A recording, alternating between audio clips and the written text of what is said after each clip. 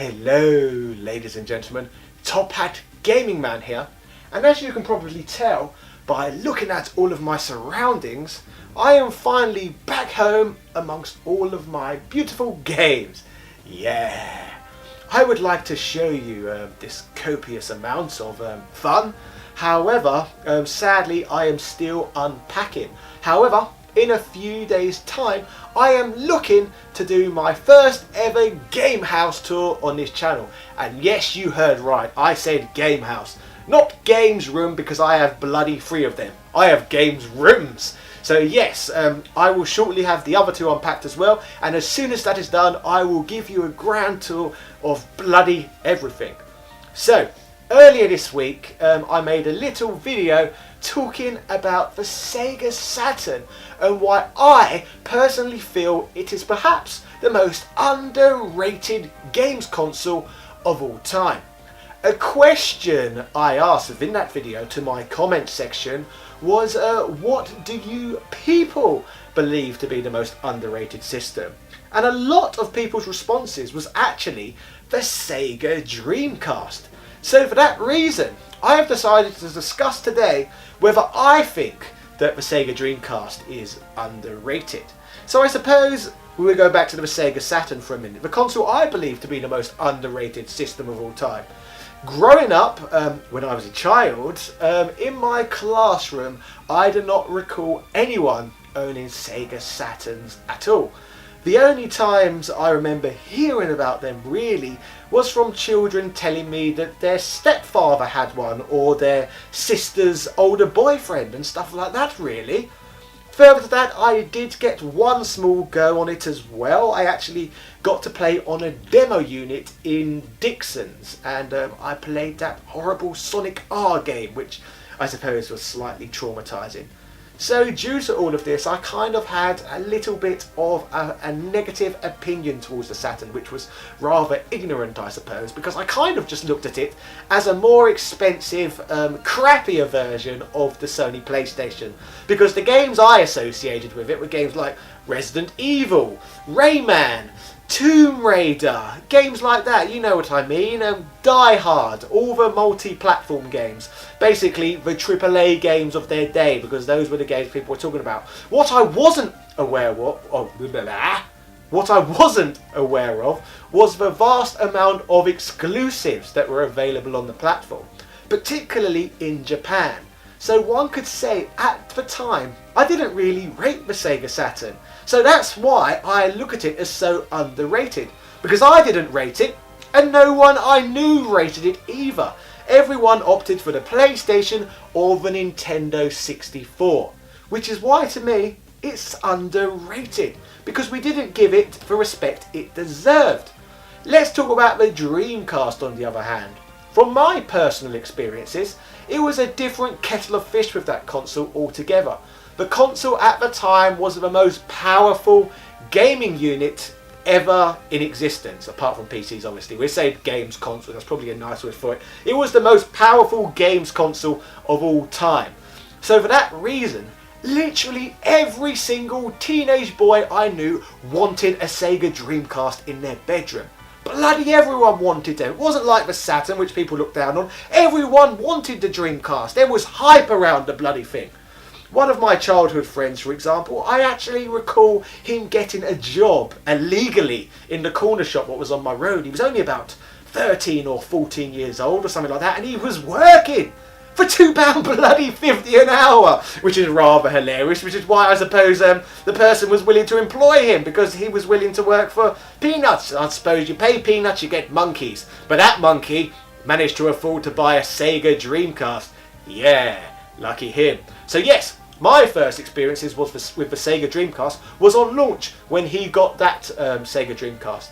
After a while though, because my friend was a little bit lowbrow and I suppose a little bit of a scallywag, he liked smoking cannabis and doing other naughty things as well. And if you're one of those sort of lads who likes to show off in front of everyone, you obviously need a nice mobile phone as well. So he got bored of the Dreamcast pretty quickly and wanted a Nokia 3210 instead. So Being quite a spoiled young man, I of course already owned a 3210, so he proposed to me, would you like to swap your 3210 for the Sega Dreamcast?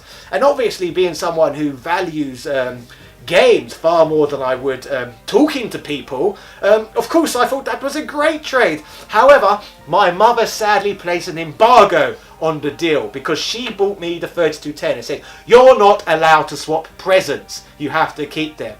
So sadly I had to wait a couple of months for Christmas before I got a Sega Dreamcast of my own. Bloody mother not letting me swap my 3210 and buying me a bloody Dreamcast a few months later than I wanted. Life's not fair sometimes. So yes, I really loved the Dreamcast at the time, and so did everybody I bloody knew. Everyone loved the Sega Dreamcast. Further to that as well, it's not just about the system's life cycle itself, where a lot of people got enjoyment out of the console. Further on from that as well, after the Dreamcast's death, a lot of people still continued to be exposed to the system's greatness. The majority of the best games that were available on the Sega Dreamcast got ported to the GameCube, the original Xbox and the PlayStation 2. 3 consoles that were even more popular than the Dreamcast. So there was even more people out there who got to play games like Sonic Adventure 2, games like Shenmue 2, games like Crazy Taxi, games like Skies of Arcadia. Most of the best games got ported to other systems. So for that reason, the Dreamcast's legacy continued. So people continued to respect the Dreamcast, in other words. Its legacy continued. So people, even if you never had a Dreamcast, you still got to experience some of the best games. The Sega Saturn, on the other hand, was not like that at all. If you didn't own a Sega Saturn, or if you don't own a Sega Saturn, you're not really going to play Sega Saturn games. Although that reminds me, quite a few people have pointed out in my comment section that apparently there's a decentish Sega Saturn emulator about these days, so if any of you at home want to try that. There's an emulator called Magnafan, I believe, which I've actually managed to run a few homebrew Virtual Boy games on previously, so try running Sega Saturn games on a Magnafan if you'd like to try that out. But yes, the Sega Saturn, until very recently, Sega Saturn games could only be experienced on the Saturn.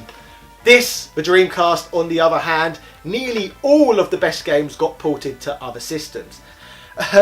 Personally, I think there's one huge factor that will always stop it from becoming underrated, and that is the extremely vocal, sometimes often rather petulant, Sega fanboys out there. There's so many bloody many of them who don't shut up about this thing and keep reminding us that apparently this thing was the best system of all time. Not the most underrated system of all time, the actual best bloody system of all time, which personally I think is probably codswallop when you look at systems like the Sony PlayStation, the PlayStation 2, the Super Nintendo, the Xbox 360 and all of these other systems that have had far more of an impact on the world. However, do I think it is underrated? No, I don't think I do. Do I think it's overrated? No, I don't. I think it's one of these rare occasions where the internet actually perceives this console probably just about right. Rated! Everyone thinks it's decent, there's nothing really wrong with it either. And I suppose it did have quite an impact, but not the best of all time. Come on, that's over the top. Not even the best bloody Sega system of all time. Look at the Mega Drive. That thing, in fact, why didn't I mention that a minute ago? The Mega Drive is one of the best consoles of all time. What a system that was. Huge, epic library, what you can't go wrong with. The Dreamcast doesn't have a library what can compete with the Mega Drive, and neither do many systems, quite frankly. So yes, the Sega Dreamcast, is it underrated? No, it's not. Let me know what you people think in my comment section. Because personally, I think the Sega Saturn does not get the respect it deserves, whereas the Dreamcast, on the other hand, it does, doesn't it? So yes, Sega Dreamcast, Sega Saturn, Sega. It's pretty great, really. Most Sega things are great. Even the Nomad, which I have too. Even though it's got a battery life which is as embarrassing as the Nintendo Switch. Stupid, overpowered handhelds.